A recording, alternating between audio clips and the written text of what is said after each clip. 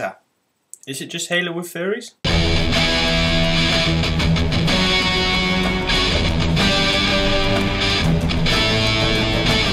Yeah, pretty much. I recently got a chance to see James Cameron's Avatar in 3D! And although I enjoyed it and I think it's a good film, it's got a lot of problems.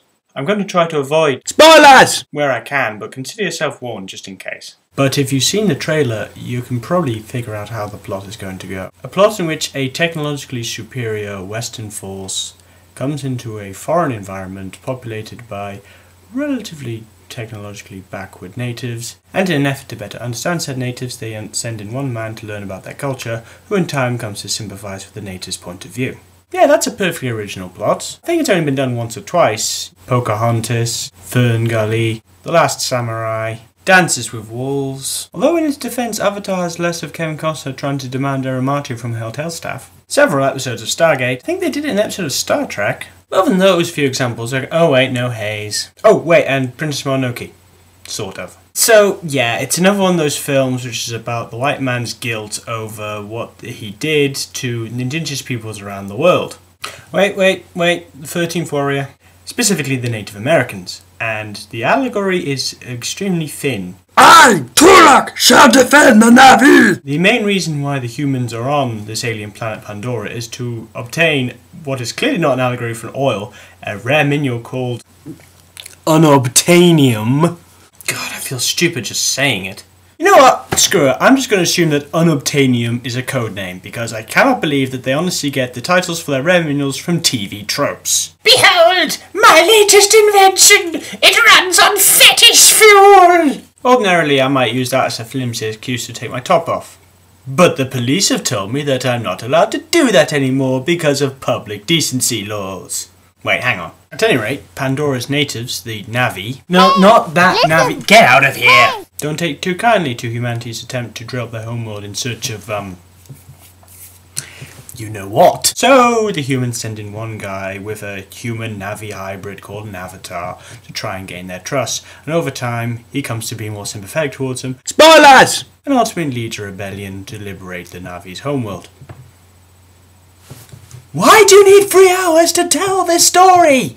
The plot's not helped by the fact that the characters are really hard to like. The main character is essentially just a cipher. He might as well have been a bald-headed space marine, because he's essentially a regular space marine. Games Workshop's legal team have asked me to specify that by space marine, I mean a marine who operates in space as opposed to a space marine or Adeptus Astartes, a protected trademark of the Games Workshop company. They have asked me to make this statement of my own free will. You might as well stick a chainsaw on the main character's gun, feed him with steroids, and call him Marcus Phoenix. A giant worm. They're using a giant worm. Fight through the pain!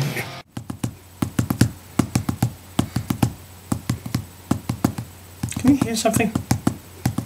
And there's more than a few plot holes in the film, like why don't the humans just nuke the Na'vi from high orbit and claim the unobtainium? And the film's political message is pretty ham-fisted in that the Na'vi are unconditionally portrayed as the good guys, humans are portrayed as unconditionally bad. If you can guess who the main villain is in the first half hour, you will win absolutely nothing. There is actually a moment when the main villain actually used the phrase, "We will fight terror with terror." The human occupation isn't treated with any kind of sympathy, and the only backstory we're giving is that Earth is dying, that we desperately need unobtainium for some reason. But to all intents and purposes, it seems more like the human occupation is just there for the lols. It's basically like we'd made Dick Cheney president of Earth. The Na'vi, on the other hand, are unconditionally presented as good, in touch with nature, kind-hearted, gentle souls, and just happen to be capable of ripping a man to shreds when provoked.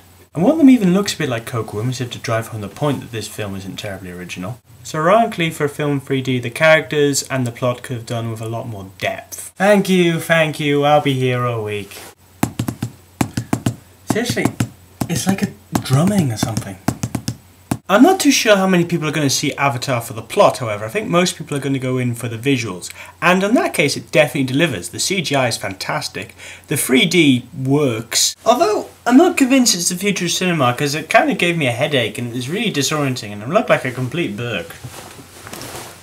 It's worth saying something in particular in praise of the Na'vi. Hey, listen! Seriously, hang on. I'm gonna find this damn fairy and I'm gonna... Hey, listen! Hey! Listen! Hey! Listen! The Navi come across as real people. They've got real emotions. You can sympathise for them. They feel like real digital actors, and it might just be the fact that the glasses made the screen a bit dark, but I felt like they were really convincing 3D beings that I felt actually existed for once. Jar Jar, I'm looking at you. Why do everyone find the Navi kind of hot? And the whole world is fantastically imaginative, and the creatures look great, but the elephant in the room is that even here it all looks very familiar, and it seems to have taken its cue from a lot of video games, and Halo in particular. I'm really not a fan of Halo. Pwned teabag! And it's not like Halo hasn't ripped off James Cameron in the past. This is a bug hunt! Game over, man! Game over! What the fuck are we gonna do now? It's hard to shake the feeling that as beautifully realised as the visuals are, we have seen them somewhere before. That's not necessarily a bad thing. If the film can deliver on a fantastic execution of an established concept and with established visuals, then it doesn't necessarily matter that it's something we've seen before. But I can't help but feel that James Cameron's Avatar by James Cameron, but sorry about that, Yahtzee, was meant to be some transcendental new stage in cinema, not just from a technical perspective, but from a perspective of storyline and delivering something that was truly original. In that regard, the fact that I'm unable to shake the feeling that I've seen this before and seen this story before really works against the film's intentions. I don't want to seem like I'm bashing the film, because it's still a pretty good film, and I still would recommend that people go see it, because I don't think that there's ever been anything visually like it in cinema, and I still think that it is a landmark breakthrough for 3D. But I believe it had both the aspirations and the potential for greatness. And I don't believe it achieves that because it treads too much familiar ground. So that's Avatar. It's basically a remake of Pocahontas as a 3-hour tech demo. If that appeals to you, by all means go see it. Of course, Avatar is not the only major science fiction event this holiday. Can you hear it? Can you hear it? The drumming. The never-ending drum beat. Yes, next week comes the reckoning. Tell the BBC to cancel their golden helicopter, tell the fangirls to start weeping, and tell Russell T Davies to run for the hills. Because next week, the last child of Gallifrey will suffer!